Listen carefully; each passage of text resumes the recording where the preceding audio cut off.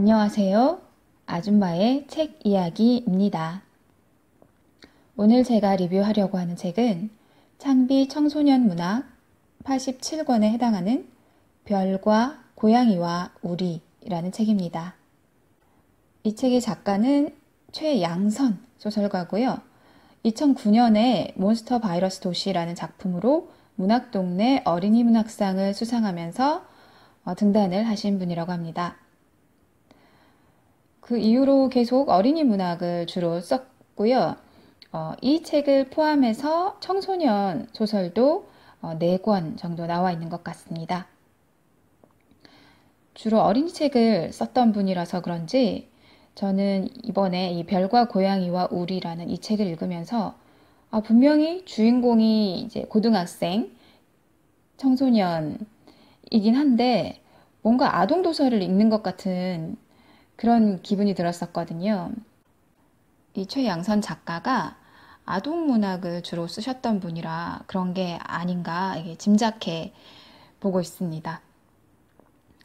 제가 지금까지 청소년 문학도 꽤 여러 권 리뷰를 했었는데요. SF를 제외한 청소년 문학을 생각을 해보면 제가 예전에 리뷰했던 박지리 작가의 맨홀 같은 작품일 경우 정말 그 또래, 그러니까 고등학생, 거기선 주인공이 남자 고등학생이었는데요. 그런 아이가 정말 내 주변에 있을 것 같고, 내 눈에 띄지 않지만 분명히 어딘가에 있고, 그런 심리 상태를 가지고 있고, 그런 상황에 처해 있는 사람이 있고, 또 다른 사람과 대화를 할 때도 정말로 있는 대화를 할 것 같은, 그렇게 얘기할 것 같은, 사람 숨 쉬는 그런 캐릭터였거든요. 그래서 그 소설 내용이 굉장히 좀 심도 있고 좀 깊었다고 볼 수 있는데요. 이 책은 그런 작품과는 좀 성향이 많이 다릅니다. 문장도 되게 간단간단한, 그러니까 꼭 간단간단하다기보다 뭐라고 해야 되죠? 문장이 초등학생이 읽었을 때, 초등학교 한 고학년 정도 그런 아이들이 읽었을 때 이제 보고 넘길 수 있는 그런 문장이고요. 그리고 주인공들은 고등학교 1학년이거든요. 고등학생들이니까 청소년이 맞는데, 뭐라고 해야 될지 모르겠어요. 뭔가 현실감은 좀 없습니다. 각자가 안고 있는 고민, 이런 것을 보면, 이런 고민을 가진 아이들이 분명히 있겠다라는 생각은 들지만, 그 아이들이 나누는 대화 같은 게 좀 현실감이 좀 없어요. 그러니까 딱 그 아동 도서를 읽었을 때, 정말 애들이 나눌 것 같지 않은 그런 대화를 하는 그런 책이 많거든요. 그런 느낌이 좀 들었습니다. 뭔가 좀 심리적으로 깊게 들어가는 그런 책은 아니었어요. 그런데도 제가 왜 이 책을 리뷰를 이제 하려고 하느냐 하면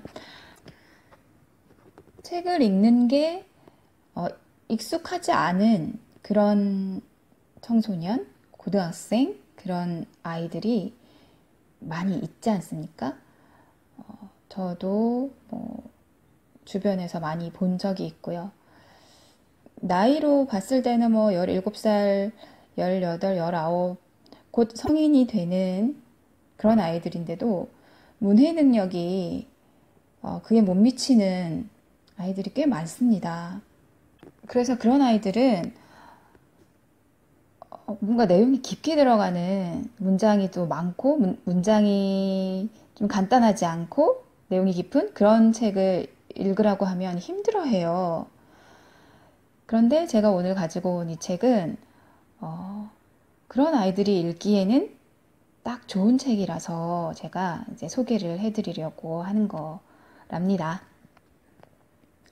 네, 먼저 표지를 말씀드리겠습니다.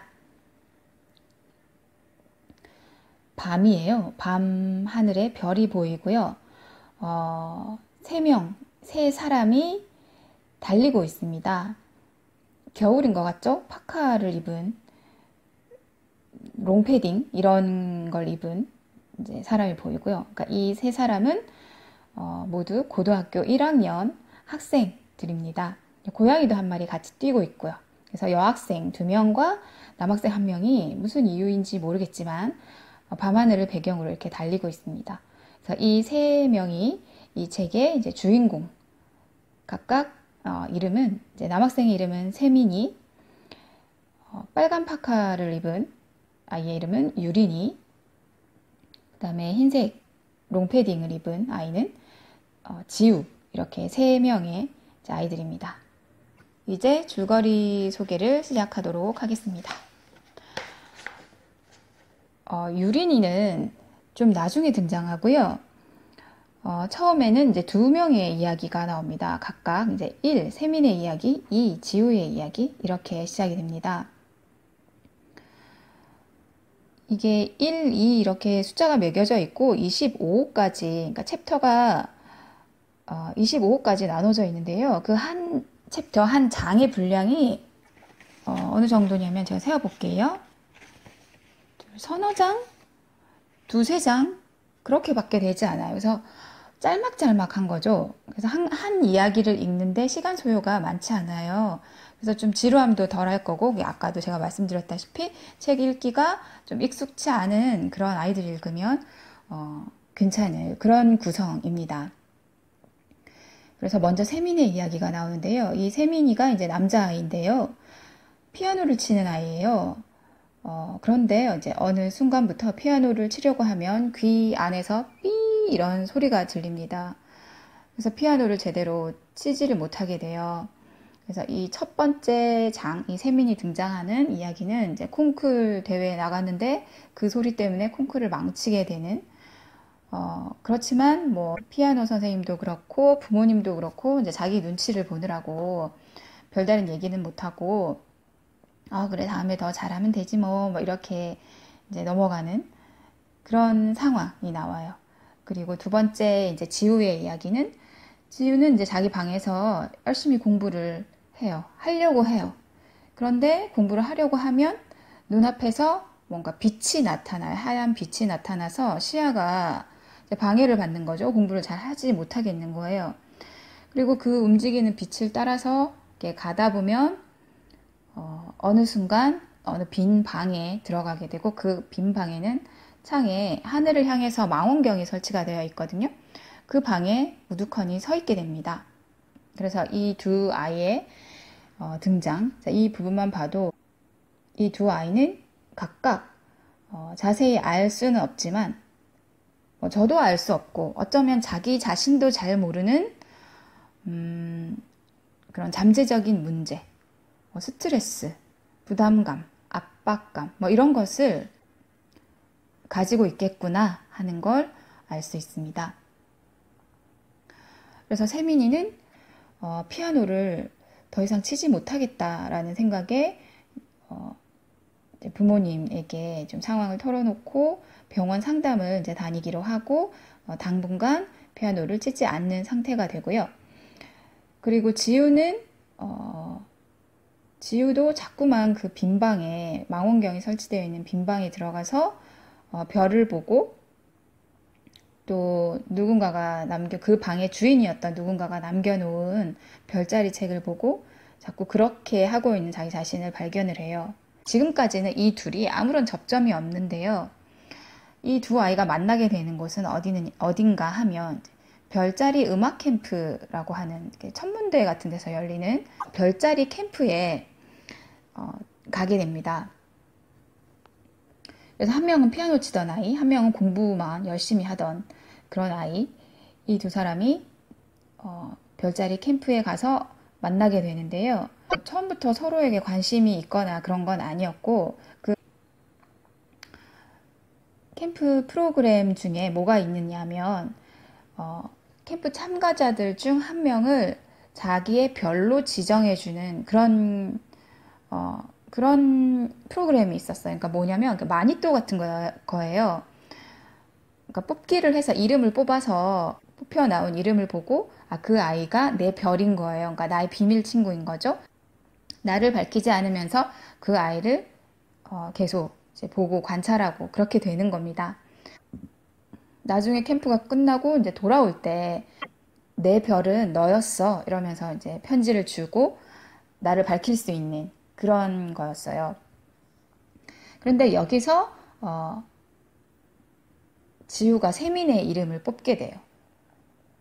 그러니까 지우의 별은 세민인 거죠. 그래서 지우는 자꾸 세민이를 좀 신경을 쓰고 저 어떤 애지? 이렇게 보게 되는 거예요. 관찰을 하게 되는 거예요. 그런데 이제 어떤 일이 있느냐면 그 별자리 음악 캠프이기 때문에 음악이 들어가잖아요. 그랜드 피아노가 있고 별을 보면서 피아노를 연주를 하는 그런 이벤트가 있는데 그 피아노 연주자로 온 또 남학생이 한 명 있어요. 주환이라는 남학생인데 그 피아노 연주자로 온 주환이 이제 연주를 막 할 때 세민이가 다 듣지 못하고 휙 나가버리고 뭐 설거지를 하다가 그릇을 깼는데 이제 살짝 베어서 세민이 손에 피가 났어요. 근데 세민이가 너무 과민 반응을 하면서 막 뛰쳐나가고 막 그런 모습을 지우가 봐요. 그래서 쟤는 왜 저럴까? 좀 호기심을 가지게 되죠. 그러니까 이 별자리 캠프에서 친구들과 같이 오지 않고 각각 따로 어떤 이유인지 모르겠지만 오게 된 아이들, 그러니까 세민이도 그냥 혼자 왔고, 지우도 혼자 왔고, 그리고 또 한 명의 아이가 이제 등장하는데요. 이제 나머지 한 명, 유린이라는 아이입니다.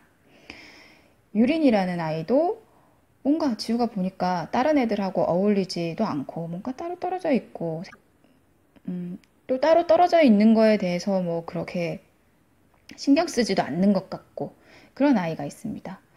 그런데 이 유린의 이제 별이 지우였어요. 그래서 지우는 몰랐지만 유리는 지우를 계속 보고 있었던 거예요. 그러니까 2박 3일의 캠프 기간 동안 유리는 이제 지우를 계속 관찰을 하고 있는데요. 이제 캠프가 끝날 때 이제 유린이가 편지를 지우한테 이제 건네줍니다. 내 별은 너였어. 이렇게 하고 주고 또 캠프가 끝나서 헤어지게 돼요.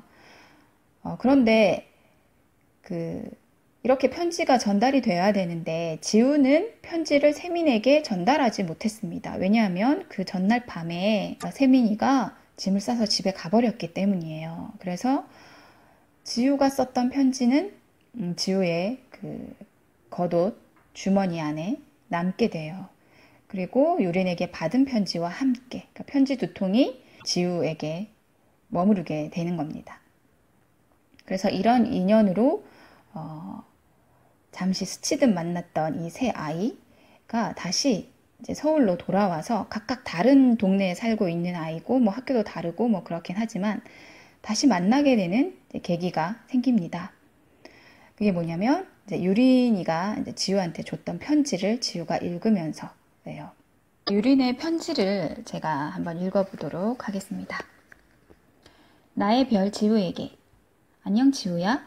난 너에게서 나는 많은 소리를 들었어.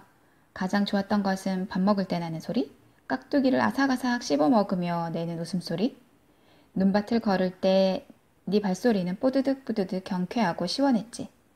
하지만 슬리퍼를 신고 복도를 걸을 때는 뭔가 조심스러웠어. 누군가를 찾고 있는 듯한 소리. 너는 초조해하는 것 같았어. 이유는 알 수 없었지만 그때 네가 조금 걱정됐던 것 같아. 또 좋았던 소리는 네 목소리. 처음으로 나한테 말을 걸어 주었을 때 난 표현이 서툴러서 어떻게 해야 할지 몰랐지만 네가 내 이름을 불러줘서 무지 좋았어. 아이들과 함께 있을 때도 내 귀에는 네 소리만 들렸어. 네가 말이 없을 때는 어김없이 누군가를 보고 있더라. 세민이. 어쩌면 그 애가 너의 별일지도 모른다고 생각했어. 맞니? 너는 아이들 속에 함께 있는 것 같으면서도 어쩐지 혼자 있는 듯 외로워 보였어. 그 모습이 나와 비슷하게 느껴졌나 봐. 네가 점점 더 궁금해졌고 알고 싶어졌어. 너는 나한테 관심이 없는 것 같아서 조금 서운했지만 어쩔 수 없는 일이라는 것도 알아. 그거 알아? 깊이 잠들었을 때 네 숨소리가 무척 포근했어. 근데 첫째 날 밤에는 네가 잠꼬대 같은 말을 하더라. 그러고 나서 조금 흐느끼기도 했어. 무슨 일인지는 몰라도 너무 힘들어하지 말라고 말해주고 싶었어. 지우야, 만나서 너무 반가웠어. 편지 밑에 내 전화번호 적을게. 혹시 연락하고 싶으면 언제라도 전화해. 유린이가. 네, 이게 유린의 편지입니다. 좀 특이하죠? 이런 글을 쓰는 17살이 있을까요? 이런 편지를 쓰는? 근데 이 책은 다 그래요. 아이들이 하는 말도 실제로 이 나이 아이들이 할 것 같지 않은 말들이 많아서 저만 그렇게 느낀 게 아니라 이 책을 읽은 저희 딸도 그런 얘기를 하더라고요. 그래서 제가 처음에 말씀드렸던 뭔가 아동 도서 같다라는 게 무슨 의미인지 조금 네, 감이 오셨는지 모르겠습니다. 아무튼 이렇습니다. 지우가 이제 편지를 이렇게 읽고 나서 새삼스럽게 유린에게 관심이 갑니다. 소리로 나를 기억해주는 사람은 처음이야. 뭐 이렇게 된 거죠. 얘 특이하다. 이렇게.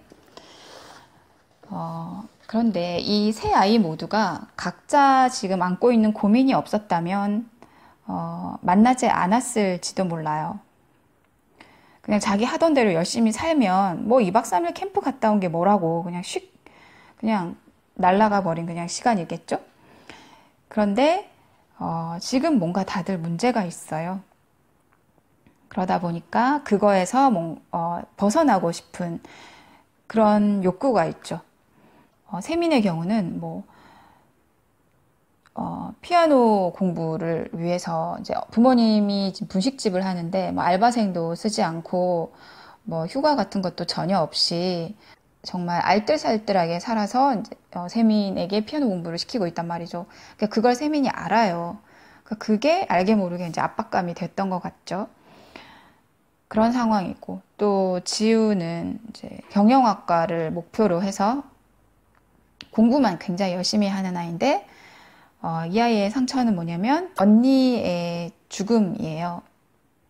고3이었던 언니가 어떤 이유로 이제 죽었는데 그 당시에는 그렇게 큰 영향을 받는다고 생각지 않았지만 알게 모르게 풀어놓지 못한, 그러니까 터트려 놓지 못한 그런 감정들이 쌓여서 힘들어하고 있는 상황인 거죠. 근데 아이들 모두 다 자기 자신이 힘들다는 걸 몰라요. 그것 때문에 내가 이렇구나 라는 걸 몰라요. 왜 눈앞에 빛이 보이고 왜 귀에서 삐 소리가 나고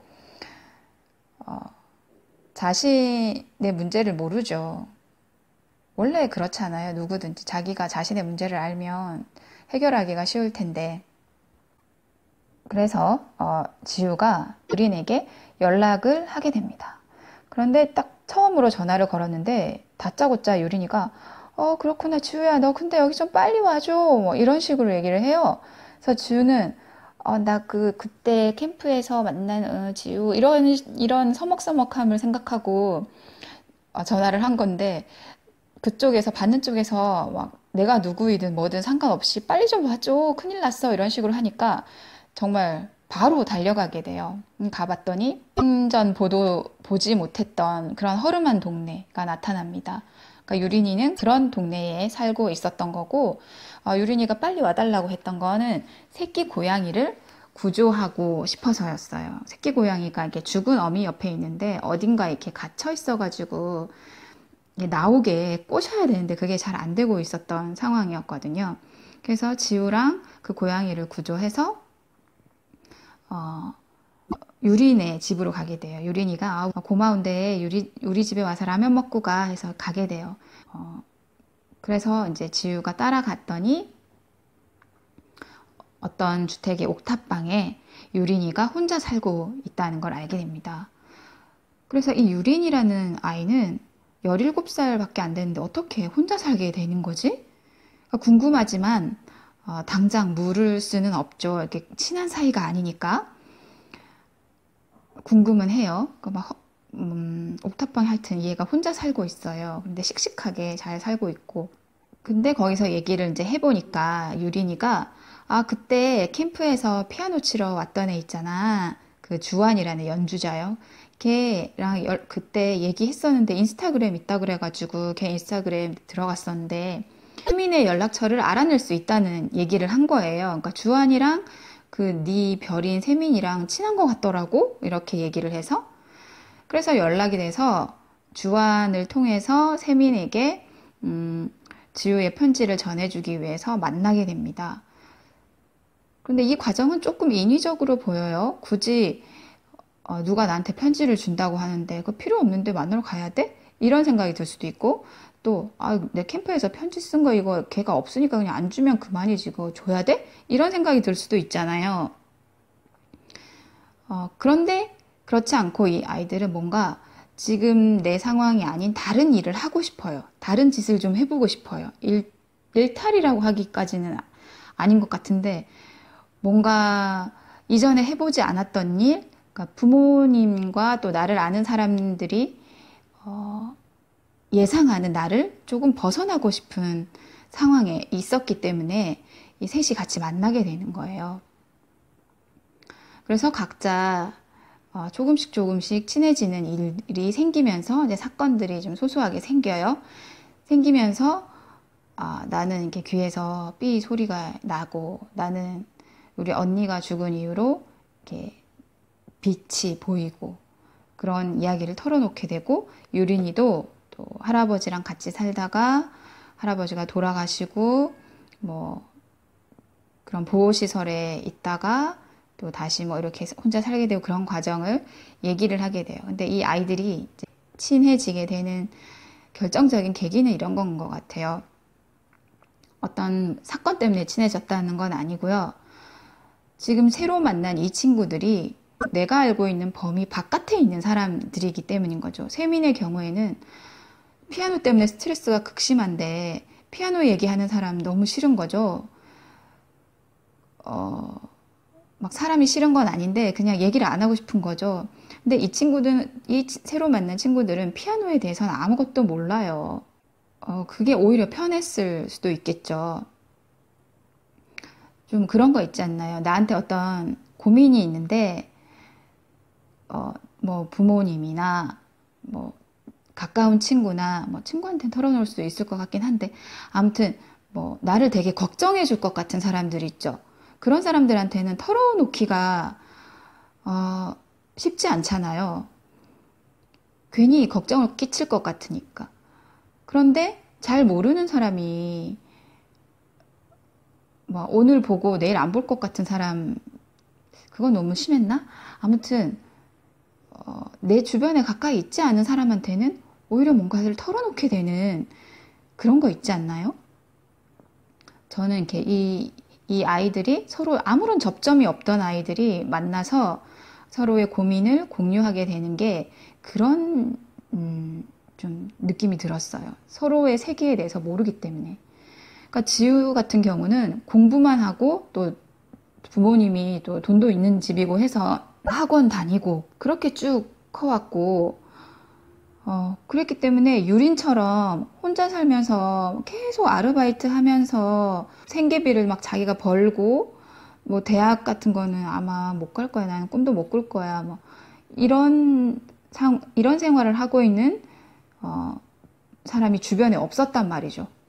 자기가 생각하지 못한 그런 상황에 있는 나와 같은 나이의 어떤 사람의 존재, 그걸 알게 되는 거, 그런 거 같아요. 그걸 알게 됨으로써 자기 자신을 돌아보게 되는 그런 네, 이야기였던 것 같아요. 그래서 제가 줄거리는 뭐 초반에만 말씀드리고 뒤에는 그래서 뭐 이 아이들이 친해졌다 이렇게만 말씀을 드렸는데요. 뭐 각자의 트라우마나 문제 같은 것을 뭐 단번에 극복했다 이런 건 아니에요. 그런데 청소년 소설이 대체로 다 그렇듯이 이제 성장 서사잖아요. 별자리 음악 캠프라는 그 우연한 어떤 캠프에 참가함으로써 너무나도 다른 환경에 처해 있던 세 아이가 만나서 각자의 문제들을 조금씩 스스로 극복해가는 힘을 얻는 그런 과정이라고 생각하시면 되겠습니다. 그리고 별자리 캠프였기 때문에 별 이야기가 계속 나오고요. 지우 같은 경우는 지우의 언니가 별을 굉장히 사랑했었고, 그런 사람이었는데, 지우는 막 현실주의자였어요. 근데 언니는 별을 보고 꿈을 꾸는 사람이었거든요. 근데 그런 언니가 죽고 나서 지우의 마음에 이제 상처가 됐던 건데, 그런 별 이야기, 그리고 길고양이 이야기, 그런 이야기가 같이 나옵니다. 그래서 이 표지처럼 이 새 아이가 밤하늘을 배경으로 고양이랑 함께 이렇게 왜 달리고 있을까 한번 궁금증을 품어주셨으면 좋겠고요. 중학생, 고등학생 그런 친구들에게도 권해주시면 좋을 것 같습니다. 네, 오늘은 별과 고양이와 우리라는 청소년 소설 리뷰를 했고요. 여기서 마치겠습니다. 고맙습니다.